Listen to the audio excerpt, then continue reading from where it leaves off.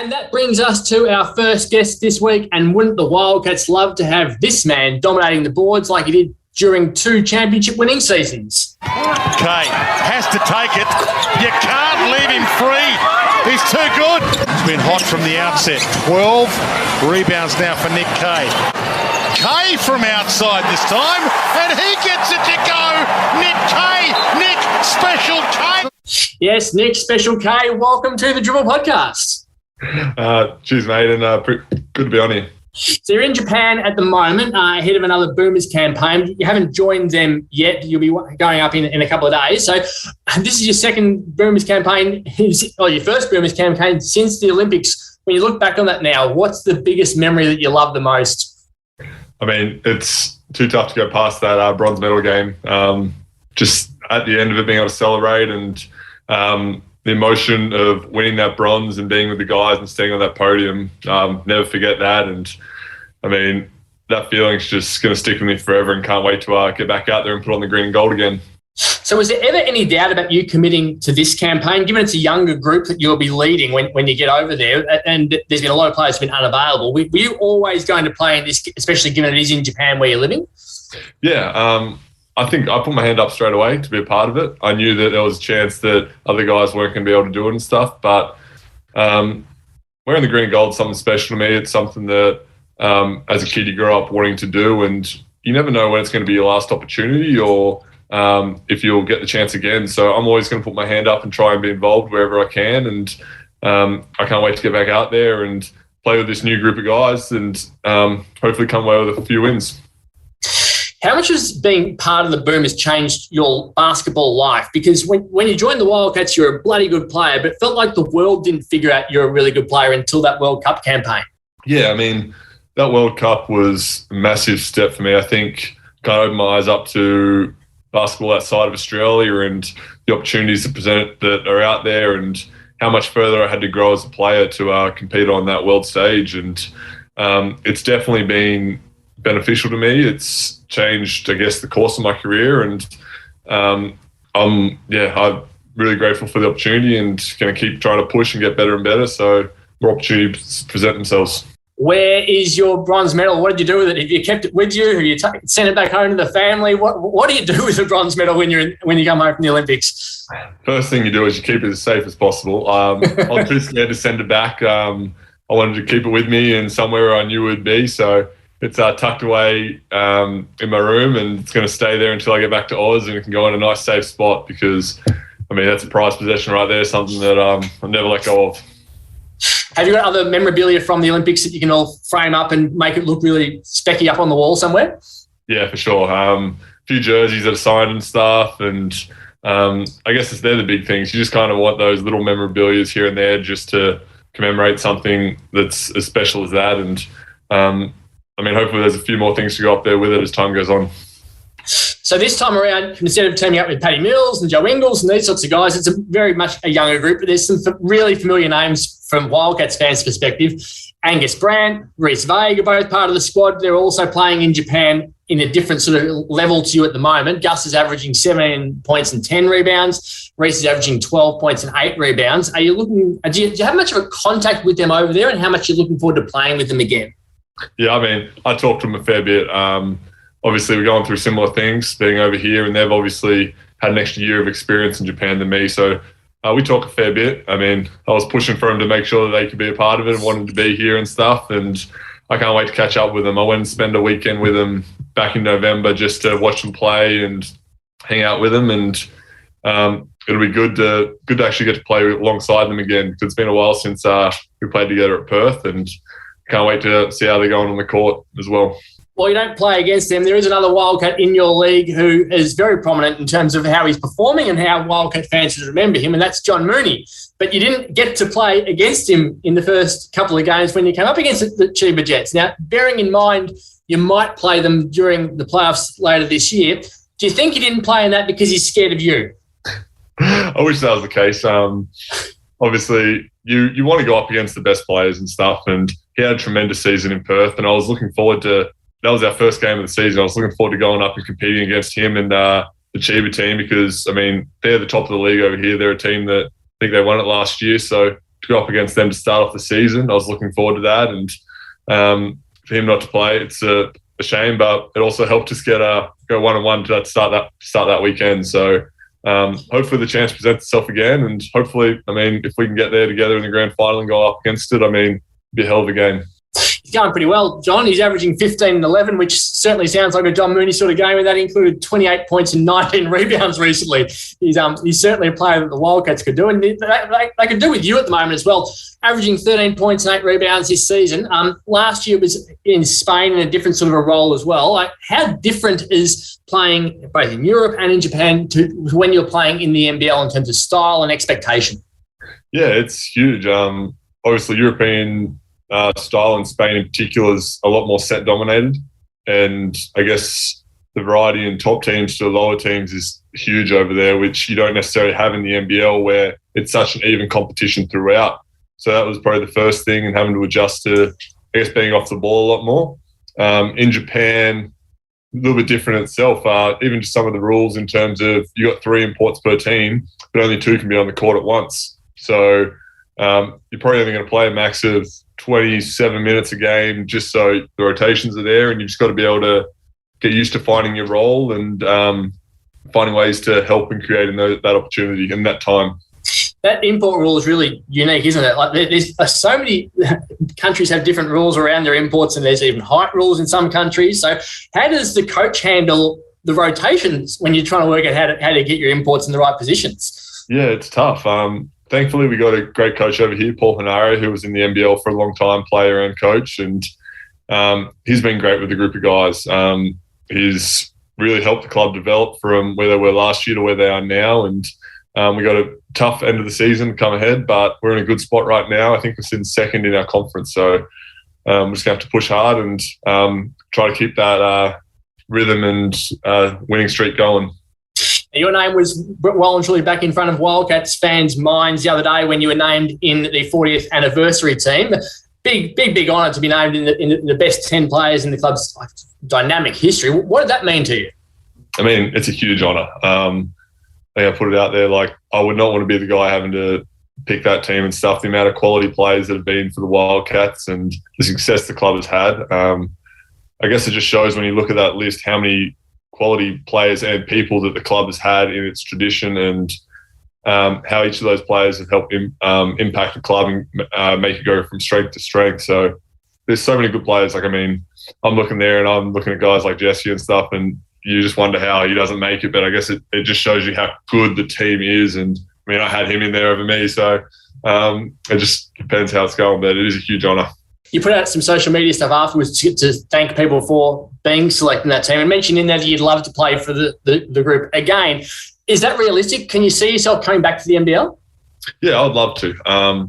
Australia's home. I'm going to try and get back there. Obviously, right now, just with the point in my career, I'm trying to experience a few different things and get around and see a few different places and stuff, and try to set myself up as well. So I'd love to get back, and hopefully it's only a few years or a couple of years or a few years away, and I'd love to be able to return to Perth, where I've got a home. My fiance's family's from there and stuff, and the club's the best in the league, and I'd love to be a part of that again. But it's certainly not something for 2023 or 2024. It's a fair way down the track. Is that what you're saying? You want to continue doing the overseas stuff for now? Yeah, I don't know how far away. It could be a couple of years, could be a few years, but I would love to get back, and maybe it is in a couple of years, and it just depends where I'm at in that point of my career. And also, when you're talking about families and stuff, things change and the world changes, as we've seen in the past couple of years. So I'm never going to close the door to anything, and I've got great relationships with a lot of guys there. So always reaching out and talking to guys, and hopefully that comes about again.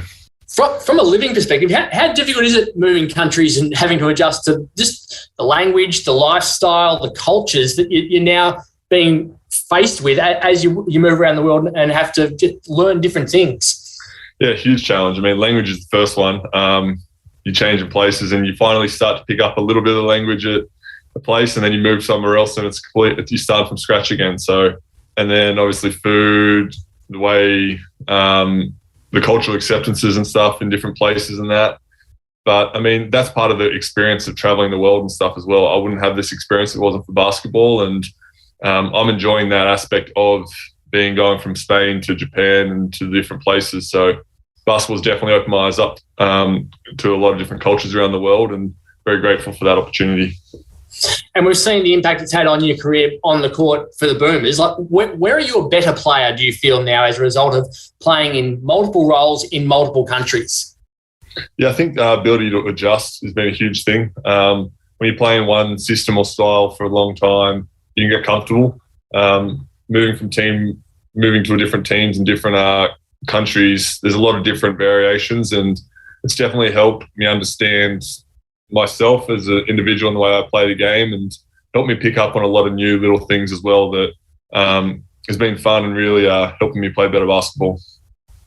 And speaking with Wildcats people, when the roster positions open up each year and they go, we always say, any chance of getting him back? And a lot of the time they say, he'd be crazy to come back at the moment because financially he can earn so much more overseas. Is it that much more lucrative to play overseas than what the NBL can currently provide? I think it depends on situations, where you are and what you're trying to do with your career. Obviously, little things like the way you get paid is a big thing. Agent fees, tax, all these little things come into consideration. And obviously, that's why you got your accountants, your agents and that have to sort all this stuff out for you and that. But right now, yeah, I'm just trying to kind of set myself up the best I can. And at this stage, it means being over in Japan for this season, and we'll see what the future holds. Yeah, so you only get a certain amount of time to build your life as an athlete, so you've got to make the most of it the entire time. And as much as the Wildcats would love you right now, they don't have you. But there are other players who are filling in those roles for the team as we go through the Dribble podcast MVP votes. From the loss to Sydney, I went 1 vote to Luke Travers for coming off the bench, giving the team a spark with 16 points, 5 rebounds and 2 blocks. 2 votes to Nick's good mate Mitch Norton for 14 points, 5 rebounds, 4 assists and an early rolled ankle, just to be standard Mitch Norton getting injured some point during a game.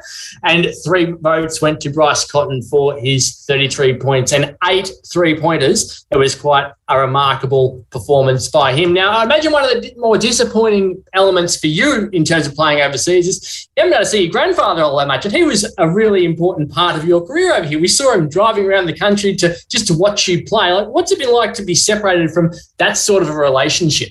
Yeah, that's a tough thing. Not being able to be around family is one of the challenging aspects of being overseas. I mean, I haven't been home in 2 years, and I'm just looking forward to getting back and seeing him. And I know that if they were able to travel and do all this stuff, they'd be over here supporting, watching games and doing all that stuff. But thankfully, the way technology is these days, I'm FaceTiming at least 2-3 times a week him and having chats and stuff. And then your family, fiance, everyone that you can think of, you're just reaching out to these people, and it's made it a lot easier, that's for sure. So tell me about the bond you two have, because as I said, he was living in Perth for extended periods despite being from the other side of the country, and it was just to see you. Yeah, so it even started before that. I think it all came down to he had some health issues in his early 50s, and he was basically all but bedridden through arthritis, wasn't able to really move or anything, and kind of found a way through basketball and the way I was playing to travel, get out and about, and just said, I'm going for it. I'm going to do all these things and push myself. And it happened to be at the time where he started to get a bit better from it all. And basically that was a bond that we started creating. It got even stronger. And next thing, he was over in the States, I think 8 times in the 4 years I was there. And then anytime he gets a chance, he's got the block mattress out or doing whatever he can to come stay where he can and support us. So we got a great relationship, me and him. And he's always there for a bit of advice, whether it's wanted or not at different points. But love him to death, and I can't wait to get to see him again. Any chance that he could head to Japan, or is that just not realistic at his age with COVID around the world? Yeah, I don't know if he'll get here this season, just with border restrictions and whatnot, even over in Japan right now. They're pretty tight on a lot of this stuff, but hopefully I'll definitely see him when I get back to Oz, and then he'll without a doubt, he'll be wherever I go next year. He'll come for a visit for sure.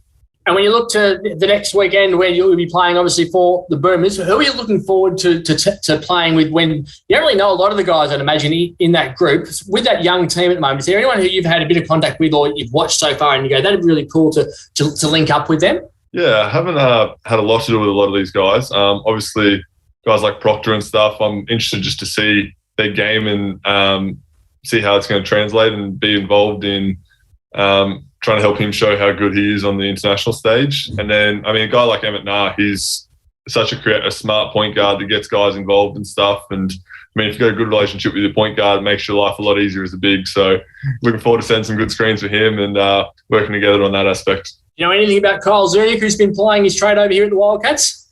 A little bit. I've been talking to Nordo and stuff, and he said he's a hell of a player. So keen to see him get over here and stuff, and keen to hear some of the stories about the boys that they've been keeping quiet from me. So that'll be good. And you obviously still have a really strong relationship with Mitch, and they're staying in touch as much as you can in between you trying to play and him trying to play at the same time. Yeah, absolutely.